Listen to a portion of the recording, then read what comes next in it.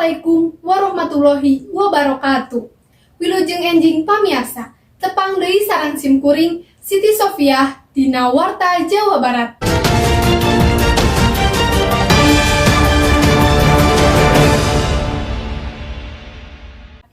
Dina dinten ieu simkuring bade nepangkeun hiji warta ngeunaan Tanggul Rempag ratusan hektar sawah di Tunggilis Pangandaran Kakeueum Caah.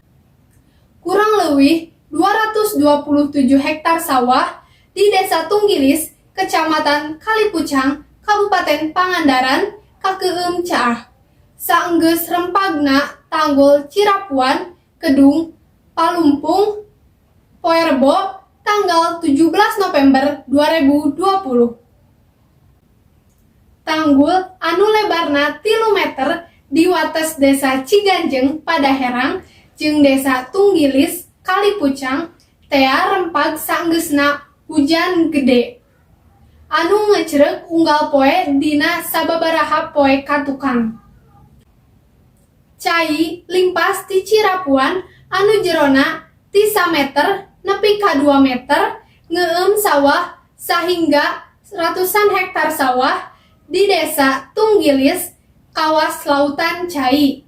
Ratusan hektar sawah anu kakeueum Caah teh eces aya di sisi Jalan Raya Banjarsari Pangandaran. Balukar Tanggul Rempag cai limpas asup ka sawah aya kana 227 hektar sawah di Tunggilis anu kakeueum cai, ceuk Kapolsek Kalipucang Polres Ciamis AKPH Jumaeli basa nempo ka tempat kajadian poe Kamis tanggal 18 November 2020. AKP Jumaeli minta ka warga geuwat gotong royong nutupan saheulaanan tanggul anu rempag ngarah cai ngeuyeumbe anu ngeueum sawah warga teu tuluy ngalegaan. Jeung lebah tanggul anu rempag oge teu tuluy ngagedean. Peda hujan gede ditaksir turun unggal poe. Palebah tanggul anu rempag disaeur make karung keusik atawa taneuh keur ngungkulan saheulaanan. Pokna.